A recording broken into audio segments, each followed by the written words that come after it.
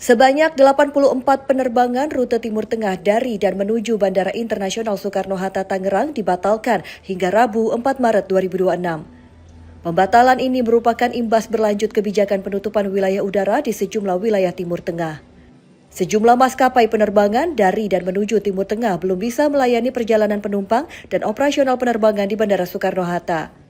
Berdasarkan data operasional Rabu siang, tercatat ada 20 penerbangan rute Timur Tengah dibatalkan sebagai dampak penutupan ruang udara di wilayah tersebut. Pembatalan meliputi rute Abu Dhabi dengan maskapai Etihad Airways, Doha oleh Qatar Airways dan Garuda Indonesia, Dubai oleh Emirates, serta Jeddah dari Saudi Airlines dan Lion Air. Untuk rute Abu Dhabi, terdapat 4 penerbangan Etihad Airways dibatalkan. Masing-masing 2 kedatangan dan 2 keberangkatan, serta 1 kedatangan Garuda. Kemudian, rute Doha menjadi terbanyak mengalami terdampak dengan 7 penerbangan dibatalkan, terdiri dari 3 keberangkatan dan 4 kedatangan. Secara kumulatif, sejak 28 Februari hingga 4 Maret 2026, total 84 penerbangan rute Timur Tengah dari dan menuju Bandara Soekarno-Hatta dibatalkan. Seorang penumpang, Andre, asal Madura mengatakan, ia bersama 3 rekannya menuju Amerika Serikat untuk bekerja transit di Belanda. Konflik Timur Tengah membuat penerbangan biasanya menggunakan Qatar Airways Transit Doha berubah menggunakan maskapai lain. Biasanya pakai Qatar atau Emirates sih. Mungkin karena konflik dialihkan agar krunya aman juga sih. Khawatir sih pasti ada ya. Soalnya perjalanan jauh, terus masih konflik ya, khawatir pasti ada lah. Manajemen Bandara Soekarno-Hatta memastikan langkah servis recovery bagi penumpang terdampak berjalan optimal, termasuk koordinasi penjadwalan ulang dan proses pengembalian dana sesuai ketentuan masing-masing. Calon penumpang diimbau memeriksa status penerbangan mereka melalui kanal resmi maskapai sebelum menuju bandara, guna menghindari kendala perjalanan.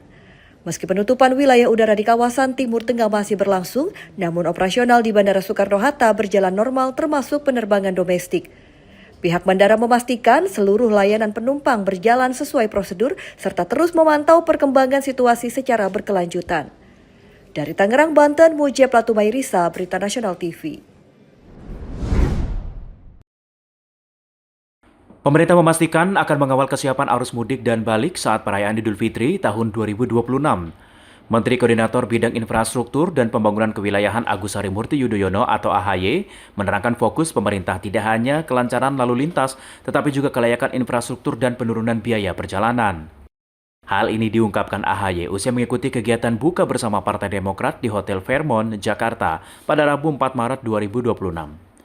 Menurut AHY, kesiapan mudik harus dilihat secara menyeluruh karena melibatkan berbagai moda transportasi. AHY mengungkapkan pengalaman arus mudik dan balik periode Natal dan Idul Fitri menjadi acuan. Peralatan berat dan material perbaikan, menurut AHY, sudah disiagakan dikerahkan secara cepat di berbagai daerah. Selain infrastruktur jalan, kesiapan armada transportasi juga menjadi perhatian utama. Pemerintah memastikan kondisi pesawat, kapal, kereta, hingga bus dalam keadaan layak operasi mengingat mobilitas masyarakat terus meningkat setiap tahun. Terus dikawal upaya untuk menyiapkan segala sarana prasarana transportasi. Sekali lagi bicara transportasi berarti multimoda, pasti paling banyak menggunakan jalan, artinya jalan kita harus bagus. Kalau ada yang rusak, ada yang lubang, harus ditambal, diperbaiki segera. Kementerian PU mempersiapkan langkah-langkah dan sudah punya pengalaman di masa-masa sebelumnya. Alhamdulillah di masa Lebaran yang lalu atau masa Natal yang lalu kita juga sudah menggelar alat berat termasuk material-material yang siap untuk segera di-deploy secara serentak di berbagai daerah. Anggada Agung, Berita Nasional TV. Wakil Presiden Gibran Rakabuming menerima para pegiat e-sport dari Mountain Games di Istana Wakil Presiden Jakarta Pusat, Senin 2 Maret 2026. Pertemuan ini menegaskan komitmen pemerintah dalam mendorong pengembangan ekonomi kreatif serta mempercepat transformasi digital nasional. Langkah tersebut sejalan dengan visi Presiden Prabowo Subianto membangun sumber daya manusia yang unggul dan berdaya saing global. Dalam pertemuan ini, Wakil Presiden menegaskan dukungan pemerintah terhadap penguatan industri e-sport nasional sebagai bagian dari pengembangan ekonomi kreatif. Pemerintah dinilai membuka ruang kolaborasi untuk memperkuat ekosistem e-sport, meningkatkan pembinaan atlet profesional, serta memperluas penjaringan talenta muda berbakat. Pelatih tim alter ego e-sport Kenny Deo menyampaikan bahwa diskusi juga menyoroti pentingnya membangun persepsi publik terhadap e-sport. Menurutnya, e-sport perlu dipandang bukan sekedar hiburan, melainkan industri profesional yang memberikan kontribusi nyata bagi perekonomian nasional serta prestasi Indonesia di tingkat internasional. Kenny menilai keterbukaan Wakil Presiden dalam menyerap aspirasi pelaku industri digital menjadi sinyal positif bagi masa depan e-sport di tanah air.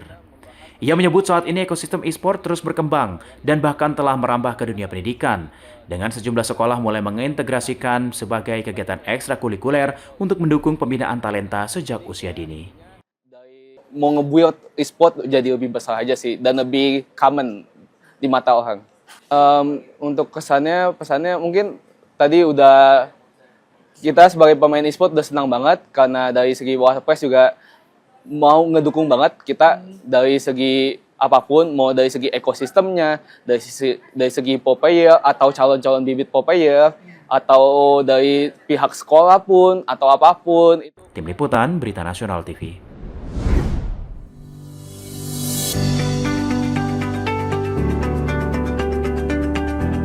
Wakil Presiden Gibran Rakabuming meninjau pelaksanaan pembelajaran berbasis kecerdasan artifisial atau artificial intelligence dan literasi digital di SMP Santo Yusuf, Kota Bandung, Jawa Barat pada Rabu 4 Maret 2026. Kunjungan ini guna melatih secara langsung implementasi teknologi dalam proses belajar mengajar di tingkat sekolah menengah pertama. Kunjungan Wakil Presiden sejalan dengan pelaksanaan Astacita Presiden Prabowo Subianto, khususnya dalam penguatan sumber daya manusia unggul, transformasi digital, serta peningkatan kualitas pendidikan berbasis teknologi untuk mempersiapkan generasi muda menghadapi era ekonomi digital dan industri 4.0. Selama peninjauan, Wakil Presiden melihat langsung kegiatan pembelajaran informatika serta penerapan coding dan AI oleh para siswa. Wakil Presiden mengapresiasi inovasi yang sudah dilakukan siswa, meskipun produk yang dihasilkan masih sederhana, namun dinilai sudah menunjukkan kemampuan siswa SMP dalam menciptakan alat bermanfaat bagi kehidupan sehari-hari. Sementara itu, pihak sekolah menjelaskan pembelajaran AI telah diintegrasikan dalam mata pelajaran informatika sejak diterapkannya kurikulum Merdeka. Sekolah juga menyediakan berbagai fasilitas pendukung, mulai dari laboratorium komputer, akses internet, hingga ruang belajar kondusif, serta berharap dukungan pemerintah terus diperkuat untuk pengembangan literasi AI dan coding ke depan. Tim Liputan Berita Nasional TV.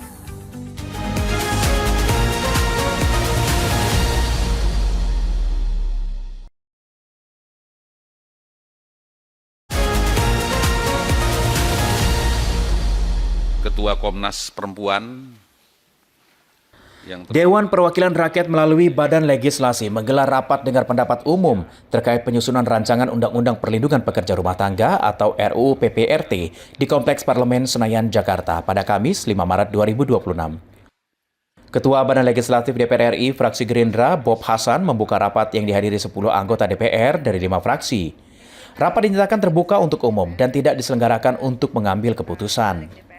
Rapat dihadiri sejumlah tokoh dan perwakilan organisasi, di antaranya anggota DPR fraksi PDI Perjuangan, Rieke Diah Pitaloka, Ketua Komisi Perempuan Maria Ulfa Ansor, serta Ketua Yayasan Lembaga Bantuan Hukum Indonesia Muhammad Isnur. Turut hadir Koordinator Jaringan Nasional Advokasi Pekerja Rumah Tangga Lita Anggraini, Ketua Perkumpulan Lintas Feminis Jakarta, Ketua Serikat Pekerja Rumah Tangga Sapulidi, Perwakilan Institut Sarinah, serta Presiden KSPI Said Iqbal. Rapat dengar pendapat ini menjadi bagian dari proses penyerapan aspirasi publik dalam penyusunan RUU Perlindungan Pekerja Rumah Tangga. Hingga awal Maret 2026, pembahasan RUU PPRT masih berada pada tahap pengumpulan masukan dari berbagai pihak. Diperkirakan lebih dari 4 juta pekerja rumah tangga di Indonesia masih bekerja di sektor informal dan belum memiliki payung hukum khusus. Melalui RUU PPRT, DPR dan pemerintah diharapkan dapat memberikan perlindungan hukum, jaminan sosial, serta kepastian kerja bagi pekerja rumah tangga di Indonesia. Tim Liputan Berita Nasional TV.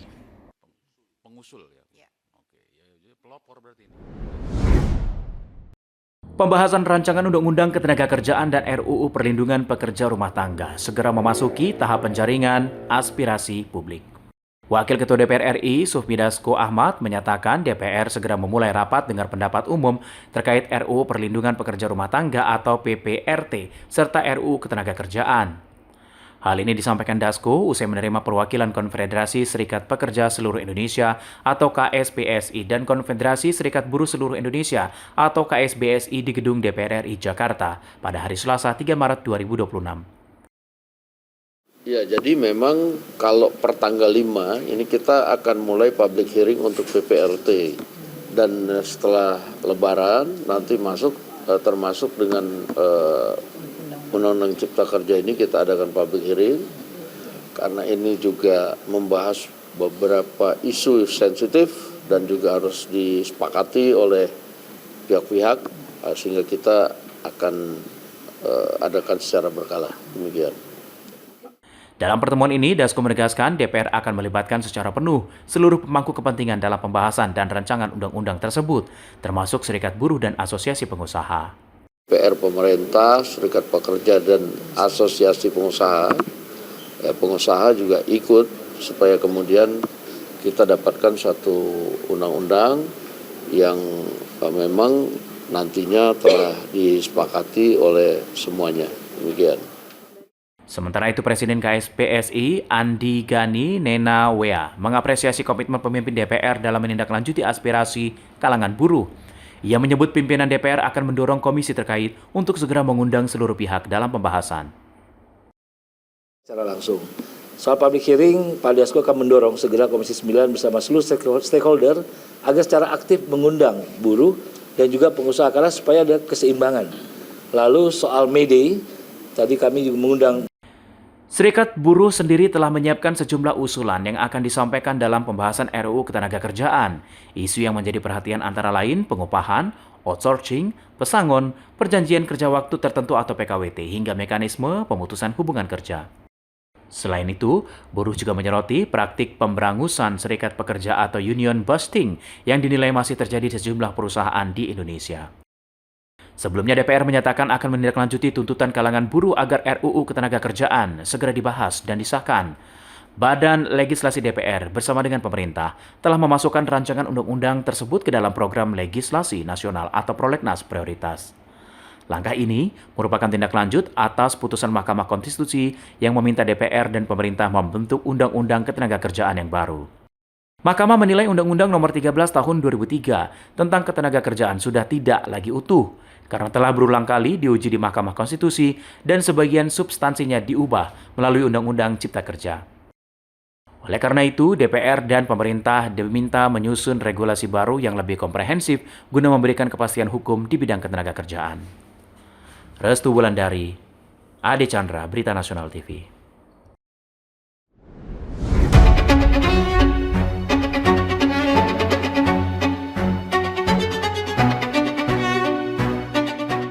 Iran mengancam akan membakar kapal-kapal yang mencoba melewati Selat Hormuz, jalur pelayaran minyak tersibuk di dunia.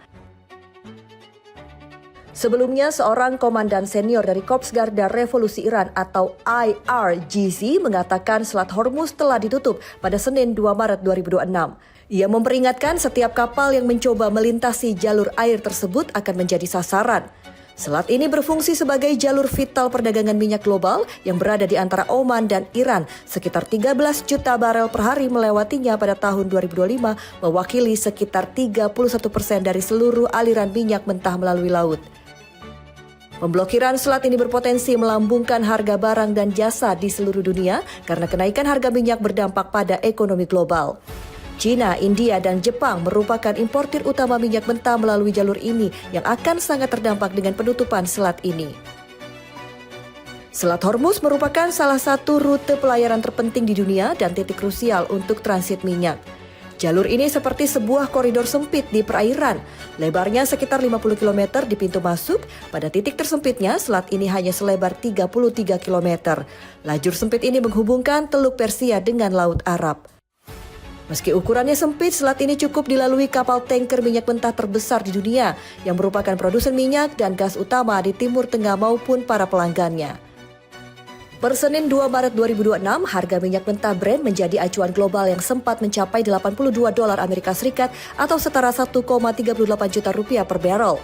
Dilaporkan Reuters, lonjakan ini terjadi usai 3 kapal diserang di dekat Selat Hormuz pada akhir Februari 2026. Akibatnya, sekitar 150 kapal tanker tertahan. Menurut data dari London Stock Exchange Group, biaya menyewa kapal tanker raksasa mengangkut minyak dari Timur Tengah ke Cina saat ini naik hampir 2 kali lipat dari harga pekan lalu dan menjadi rekor tertinggi, yakni lebih dari $400.000 Amerika Serikat atau setara 6,74 miliar rupiah. Penutupan jalur pelayaran vital ini juga akan merugikan negara-negara Teluk seperti Arab Saudi yang perekonomiannya sangat bergantung pada ekspor energi. Ancaman penutupan Selat Hormuz mendorong negara-negara pengekspor minyak di kawasan Teluk mengembangkan rute ekspor alternatif selama bertahun-tahun. Di masa lalu, Arab Saudi pernah mengalihkan fungsi pipa gas alam mengangkut minyak mentah.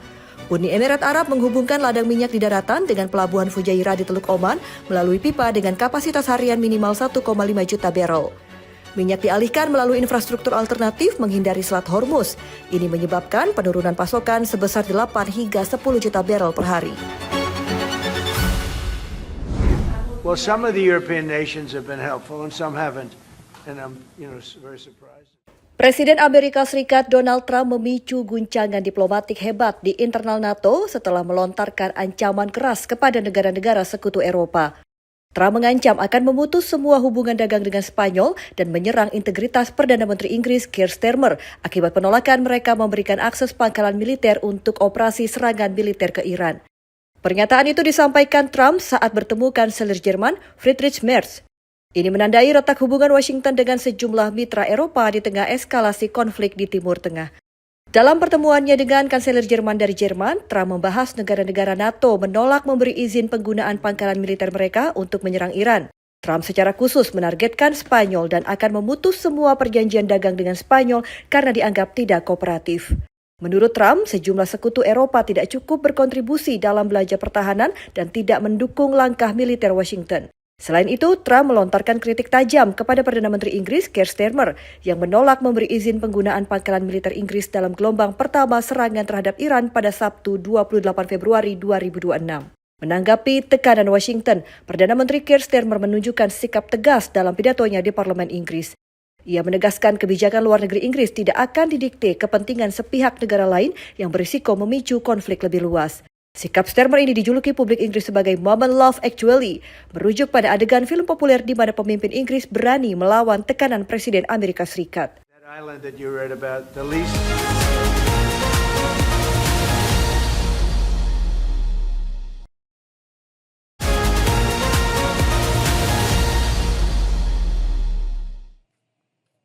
Kementerian Perhubungan melalui Direktorat Jenderal Perkeretaapian menggelar program angkutan motor gratis dengan kereta api Motis pada masa angkutan Lebaran tahun 2026. Seperti yang terjadi di Stasiun Kiara Condong, Kota Bandung sejak Senin pagi, puluhan calon pemudik mulai melakukan pendaftaran. Agar dapat mengikuti program Motis, masyarakat diwajibkan memenuhi sejumlah syarat, antara lain memiliki KTP, kartu keluarga, dan SIM C, serta menggunakan sepeda motor dengan kapasitas mesin maksimal 200 cc. 1 unit sepeda motor dapat difasilitasi 2 tiket penumpang dan 1 tiket infan secara gratis dengan ketentuan yang berlaku. Salah satu calon pemudik mengatakan merasa senang dengan adanya program tersebut, sebab motor akan digunakan saat berada di kampung halaman untuk bersilaturahmi dengan kerabat dan saudara. Ini lebih praktis dari motornya ikut mudik dipakai di sananya, ke sana ke sininya. Gitu. Rencana mau mudik kemana, Bu? Ke Bumen. Pendaftaran Motis ini mulai digelar pada 1 hingga 13 Maret untuk arus mudik dan untuk arus balik pada 24 hingga 30 Maret mendatang. Pendaftaran bisa secara online ataupun langsung di stasiun yang telah ditetapkan. Penyelenggaraan Motis bertujuan menekan angka kecelakaan lalu lintas pada mudik Lebaran tahun ini. Dari Bandung, Jawa Barat, Tim Liputan Berita Nasional TV. Ini Konfederasi Rakyat Pekerja Indonesia merekomendasikan, pertama, Rika menegaskan perlindungan terhadap pekerja rumah tangga merupakan kewajiban konstitusional negara untuk menjamin hak pekerja mendapatkan perlakuan adil dalam hubungan kerja. Menurutnya, meski memberikan kontribusi ekonomi besar melalui remitansi pekerja migran, Pekerja rumah tangga masih berada dalam perlindungan hukum yang lemah. Konfederasi Rakyat Pekerja Indonesia mendukung pemerintah meratifikasi Konvensi International Labour Organization nomor 189 sebagai standar perlindungan kerja layak bagi pekerja rumah tangga. Selain itu, Rieke juga meminta dukungan kepada DPR untuk segera mempercepat pengesahan RUU Perlindungan Pekerja Rumah Tangga untuk memberikan pengakuan status, kepastian hak, serta perlindungan hukum bagi para pekerja. Ini Konfederasi Rakyat Pekerja Indonesia merekomendasikan, pertama, mendukung pemerintah untuk meratifikasi Konvensi ILO nomor 189 sebagai standar internasional perlindungan kerja layak bagi pekerja rumah tangga. Kedua, memohon dukungan dari Balik DPR RI, pimpinan dan anggota dari seluruh fraksi untuk mempercepat pengesahan RUU Perlindungan Pekerja Rumah Tangga untuk memberikan pengakuan status pekerja, kepastian hak, dan mekanisme perlindungan hukum yang efektif. Dari Jakarta, Natasha Alkoade Chandra, Berita Nasional TV. Menteri Energi dan Sumber Daya Mineral Bahlil Lahadalia menyampaikan cadangan bahan bakar minyak atau BBM nasional saat ini berada dalam kondisi aman. Bahkan jumlahnya telah melampaui standar minimal cadangan nasional. Hal itu disampaikan Bahlil usai mengikuti rapat terbatas bersama Presiden Prabowo Subianto di Istana Kepresidenan Jakarta. Menurutnya, selama ini kapasitas daya tampung cadangan BBM Indonesia masih terbatas, yaitu maksimal sekitar 25 hari. Meski demikian, saat ini cadangan BBM nasional telah mencapai 23 hari atau berada di atas standar minimal cadangan nasional yang berkisar antara 20 hingga 23 hari. Kondisi ini dinilai masih cukup aman untuk memenuhi kebutuhan energi masyarakat. BBM kita sudah sejak lama hanya maksimal di 25 hari, maksimal. Sehingga cadangan nasional kita itu minimal 20-23 hari. Sekarang BBM kita itu sudah 23 hari. Jadi sudah di atas standar minimal cadangan nasional yang sebagaimana lazimnya. Jadi kita nggak bisa katakanlah teman-teman menganggap harus Pak kita stok 60 hari. Mau isi taruh di mana? Kita nggak punya storage. Makanya sekarang arahan Bapak Presiden segera kita membangun storage. Sementara itu, Presiden Prabowo mengarahkan pemerintah untuk segera membangun fasilitas penyimpanan baru guna memperkuat cadangan energi nasional. Pembangunan storage tersebut diharapkan dapat meningkatkan kapasitas cadangan hingga mencapai 3 bulan dengan salah satu alternatif lokasi pembangunan berada di wilayah Sumatera. Dari Jakarta, Tim Liputan Berita Nasional TV. Jadi insya Allah nuzulul Quran akan datang, direncanakan akan dilakukan di Jakarta ya, tempatnya di Istana Negara. Menteri Agama Nasaruddin Umar melaporkan kepada Presiden Prabowo Subianto terkait sejumlah persiapan menjelang Hari Raya Idul Fitri. Salah satunya mengenai pengaturan pelaksanaan malam takbiran yang waktunya berdekatan dengan peringatan Hari Nyepi di Bali. Hal tersebut disampaikan Nasaruddin usai bertemu Presiden di Istana Merdeka Jakarta pada Rabu 4 Maret 2026. Menurut Nasaruddin, pemerintah telah mengantisipasi potensi dinamika yang muncul akibat berdekatannya dua perayaan keagamaan tersebut. Koordinasi pun telah dilakukan dengan pemerintah daerah serta tokoh masyarakat di Bali untuk memastikan keharmonisan dan toleransi antar umat beragama tetap terjaga. Hari Nyepi kita tahu tidak boleh ada suara-suara berisik, tidak boleh ada kendaraan dan sebagainya. Padahal malam itu juga ada teman-teman kita takbir. Nah, alhamdulillah kami melaporkan kepada Bapak Presiden sudah ada persepakatan kami dengan pemerintah setempat, dengan tokoh-tokoh masyarakat di Bali bahwa takbir itu tidak bertentangan dengan Nyepi, cuman syaratnya ya Nyepinya berjalan, tapi takbirnya juga berjalan, cuma tidak pakai sound system. Dan dibatasi waktunya juga dari jam 6 sampai jam 9. Hasil koordinasi tersebut menghasilkan kesepakatan bersama agar takbiran tetap dapat dilaksanakan tanpa mengganggu pelaksanaan Nyepi. Takbiran disepakati digelar tanpa menggunakan sound system dan dibatasi waktunya yaitu dari pukul 6 sore hingga pukul 9 malam. Selain itu, Nasaruddin juga menyinggung kemungkinan perbedaan penetapan Hari Raya Idul Fitri di Indonesia. Menurutnya perbedaan tersebut merupakan hal yang lazim terjadi dan penetapan resmi hari raya akan ditentukan melalui sidang isbat pemerintah. Tim Liputan Berita Nasional TV.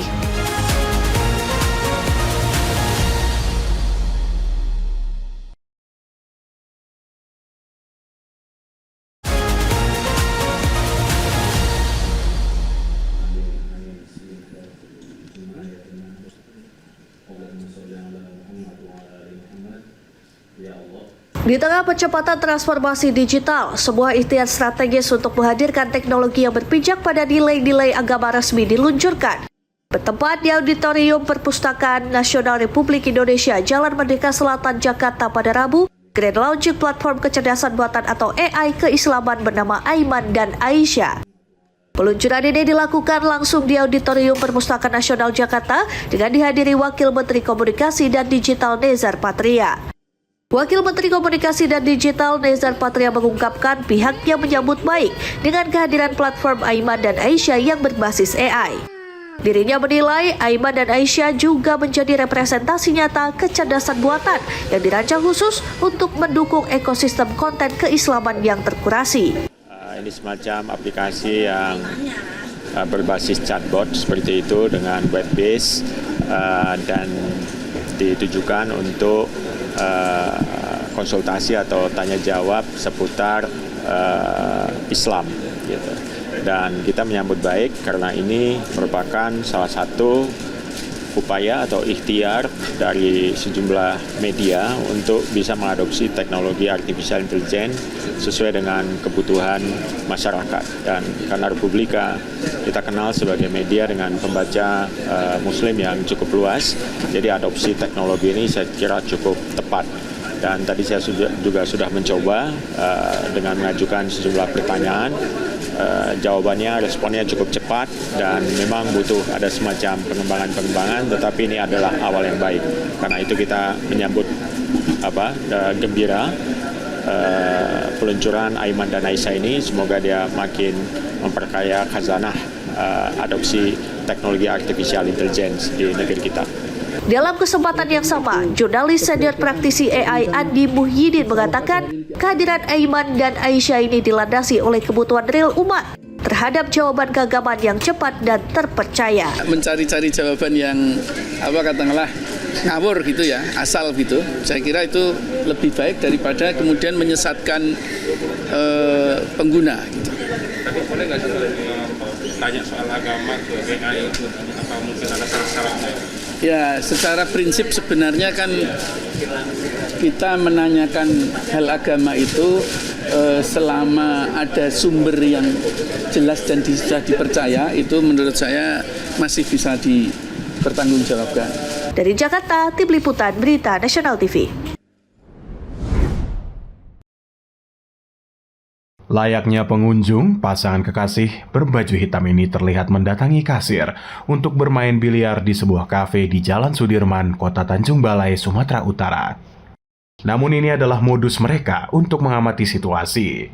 Sejoli ini ternyata mengincar motor pengunjung kafe di parkiran. Saat kondisi sepi, pelaku pria membawa kabur motor metik berwarna hitam, sedangkan pelaku perempuan membuntuti di belakang dengan mengendarai motor berwarna merah.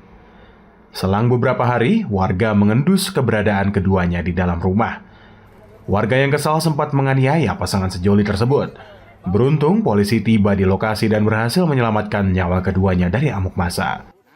Dua orang. Apakah itu pasangan suami istri atau gimana? Saat ini mungkin masih berdua sepasang kekasih. Sekarang pelaku sekarang dibawa kemana, Bang? Pelaku kita amankan di polsek. Untuk diminta keterangan lebih lanjut, pasangan yang diduga telah beraksi lebih dari satu kali ini langsung diamankan ke Mapolsek Datuk Bandar. Dari Tanjung Balai, Sumatera Utara, Berita Nasional TV. Operasi penangkapan digelar oleh Polresta Bandar Lampung melalui Satuan Reserse Narkoba di sejumlah titik rawan peredaran.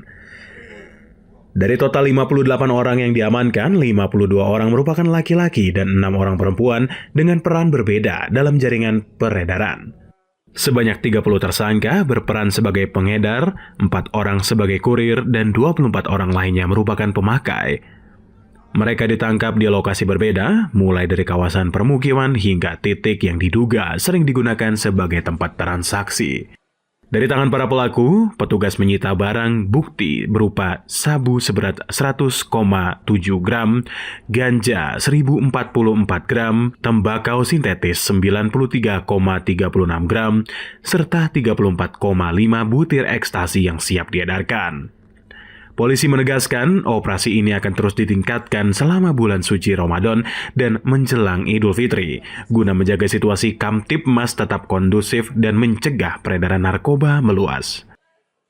Dari pengungkapan tersebut, petugas berhasil mengamankan sebanyak 58 orang tersangka dengan perincian 52 orang laki-laki dan 6 orang perempuan.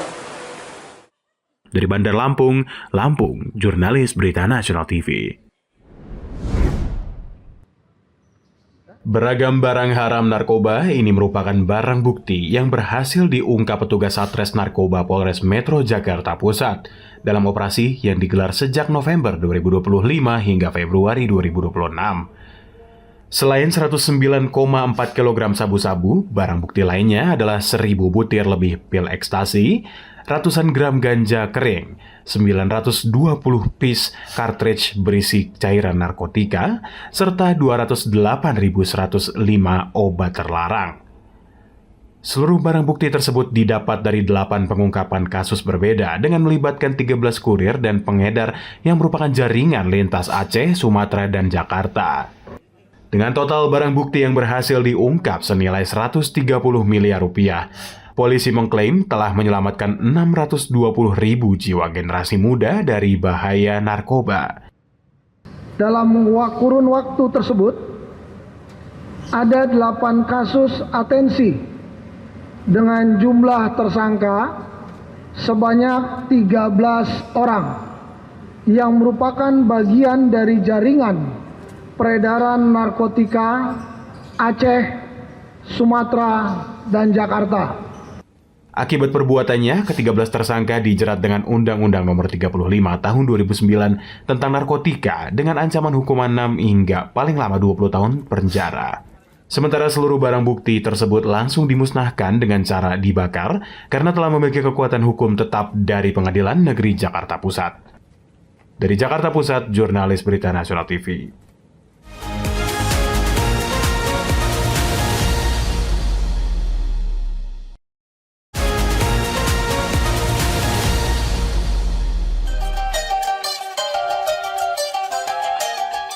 Dalam peninjauan tersebut, Wapres melihat secara langsung berbagai proyek robotik yang tengah dikembangkan para santri. Beberapa di antaranya adalah robot pengalir air wudhu otomatis, robot yang dapat berjalan dengan 2 kaki, hingga robot 2 kompetisi seperti robot sumo dan robot pemain bola. Selain itu, Wapres juga meninjau kegiatan santriwati yang tengah mempelajari pemanfaatan teknologi AI menggunakan perangkat digital. Wapres menjelaskan bahwa pembelajaran teknologi di pesantren tidak dimaksudkan agar semua santri menjadi programmer, melainkan untuk melatih pola pikir kritis dan inovatif. Ia juga menilai berbagai proyek robotik yang ditampilkan masih berada pada tahap dasar, namun memiliki potensi besar untuk dikembangkan lebih lanjut. Selain kepada para santri, Wapres juga menitipkan pesan kepada para guru agar terus memperbarui pengetahuan di tengah pesatnya perkembangan teknologi. Jadi pelajaran-pelajaran ini seperti yang disampaikan Pak Wakil Bupati tadi, menuntut anak-anak muda untuk berinovasi. Coding itu menuntut anak-anak muda untuk berpikir kritis, critical thinking, berpikir komputasional. Jadi itu penting sekali karena nanti ke depan persaingannya akan semakin ketat. Jadi ke depan itu persaingannya semakin buat robot dan juga belajar. Sementara itu, pengasuh pesantren Ustadz Najib Muhammad Yusuf menyampaikan bahwa integrasi teknologi modern dengan nilai-nilai keislaman dapat dilakukan tanpa menghilangkan ruh pendidikan pesantren. Ia menjelaskan bahwa santri tetap mempelajari kitab kuning, namun didukung dengan pemanfaatan teknologi digital seperti kitab dalam bentuk PDF, kamus digital, serta penggunaan perangkat pembelajaran seperti Smart TV dan proyektor berbasis digital. Pihak pesantren juga berharap pemerintah terus mendorong pengenalan AI di berbagai kalangan karena teknologi tersebut dinilai memiliki banyak manfaat bagi pengembangan pendidikan dan dakwah di masa depan. Dari Bandung, Jawa Barat, Tim Liputan Berita Nasional TV. Mulanya Kapolri menyinggung situasi global yang sedang tidak baik-baik saja pasca peningkatan eskalasi antara Iran dengan Amerika Serikat dan Israel. Ia berharap ketegangan yang sedang terjadi saat ini dapat segera terselesaikan. Kemudian Jenderal Sigit menyinggung upaya pemerintah khususnya Presiden Prabowo Subianto dalam melaksanakan politik bebas aktif sebagai negara non-blok untuk menciptakan perdamaian. Selain itu, Jenderal Sigit mengatakan Presiden Prabowo juga terus melakukan konsolidasi dan menerima masukan dari berbagai pihak terkait situasi yang terjadi dewasa ini dan upaya mitigasinya. Oleh karenanya, ia meminta agar seluruh pihak dapat saling bahu-membahu mendukung program pemerintah khususnya terkait ketahanan pangan dan energi di tengah situasi global yang memanas. Situasi yang sedang kita hadapi, dampak global yang kita hadapi tentunya ini membutuhkan kebersamaan, persatuan, dan itu adalah kunci utama untuk menjaga agar stabilitas Kaptimmas tetap terjaga. Karena apapun yang kita hadapi, Indonesia tentunya harus tetap bisa menjalankan program, pemerintah harus bisa melaksanakan amanatnya untuk mendukung, mendorong terjadinya pertumbuhan dan tentunya mensejahterakan masyarakatnya. Dan ini dari Bandung, Jawa Barat, Tim Liputan Berita Nasional TV. Menurut Kapolri, program pembangunan dan renovasi rumah tidak layak huni sangat bermanfaat bagi masyarakat. Ia pun menyebut program ini menjawab harapan masyarakat terhadap institusi Polri. Pada program di Jawa Barat tercatat ada 168 pembangunan rumah tidak layak huni. Rinciannya 67 telah selesai pembangunan dan 101 masih dalam proses pembangunan. Terima kasih Pak Gubernur, Pak Kapolda, Pak Pangdam yang telah terus bersinergi, dan Pak Kapolda yang telah membuat program-program yang tentunya ini juga menyentuh masyarakat kelas bawah yang membutuhkan program Rotilahu ya bagi masyarakat yang membutuhkan rumah layak huni, dan tentunya saya memberikan apresiasi dan terus lakukan kegiatan-kegiatan yang tentunya ini sangat bermanfaat bagi masyarakat. Di satu sisi melaksanakan tugas dengan baik sehingga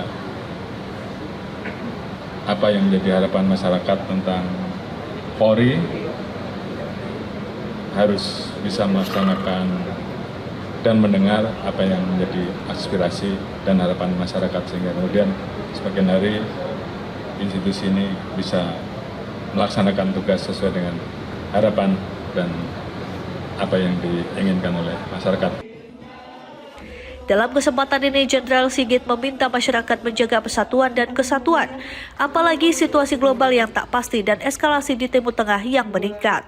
Lebih lanjut, Jenderal Sigit menuturkan apapun kondisi global yang dihadapi Indonesia, pemerintah tetap melaksanakan amanatnya untuk mendukung, mendorong terjadinya pertumbuhan dan mensejahterakan masyarakatnya. Dari Bandung, Jawa Barat, Tim Liputan Berita Nasional TV.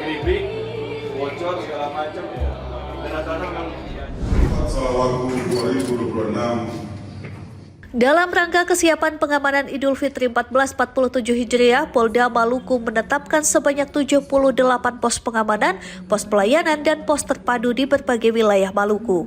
Selain itu, terdapat 1068 objek lokasi yang menjadi prioritas pengamanan selama periode arus mudik dan balik lebaran. Dalam pengamanan tahun ini, Polda Maluku memfokuskan antisipasi di sejumlah titik rawan, di antaranya kepadatan penumpang di pelabuhan penyeberangan, kemacetan lalu lintas, serta potensi kecelakaan darat dan laut. Pengamanan ini juga melibatkan berbagai instansi terkait untuk memastikan kelancaran dan keselamatan masyarakat selama perayaan Idul Fitri. Untuk mendukung pengamanan tersebut, sebanyak 2.135 personil gabungan akan diterjunkan ke berbagai lokasi strategis di Maluku. Dengan jumlah pergerakan yang meningkat, tentu antisipasi antisipasi kerawanan juga terus kita waspadai. Ya, beberapa yang menjadi harapan kita, termasuk target yang kita harapkan, kita tidak ingin terjadi, ya, karena kita wilayah perairan itu kita berharap kita mampu mengantisipasi kejadian bencana angkatan laut. Jadi kita juga harus targetkan, oleh karena itu seluruh stakeholder harus bekerja keras untuk mengantisipasi itu, termasuk dari berangkat dari sini ke tempat lain maupun dari lain masuk ke tempat. Rapat koordinasi lintas sektoral Kamis siang yang turut dihadiri Gubernur Maluku ini menjadi langkah awal untuk mengantisipasi dan mendeteksi sejak dini titik-titik rawan selama periode libur Lebaran. Dari Ambon, Maluku, Tim Liputan Berita Nasional TV.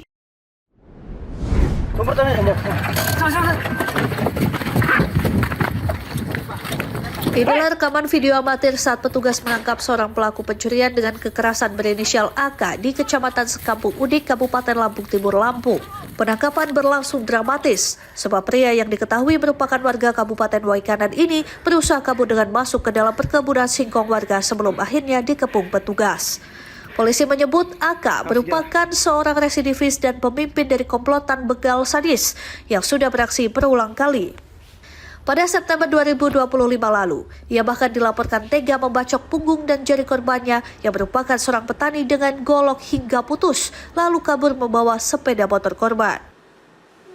Jadi di Wilkum kami, yaitu Wilkum Kecamatan Sekampung Udik, pelaku melakukan pembegalan atau pencurian dan kekerasan dengan cara menyerang korban hingga terputus jarinya dan melukai korban di punggung, lalu kabur membawa kendaraan. Berdasarkan pemeriksaan sementara, untuk pelaku merupakan residivis dan diduga telah beberapa kali melakukan aksi pencurian dan pencurian dengan kekerasan. Kemudian kami masih dalam pengembangan penyidik. Atas perbuatannya, tersangka bakal dijerat menggunakan pasal tentang pencurian dengan kekerasan dan terancam dipidana 9 tahun penjara. Dari Lampung Timur, Lampung, Tim Liputan Berita Nasional TV.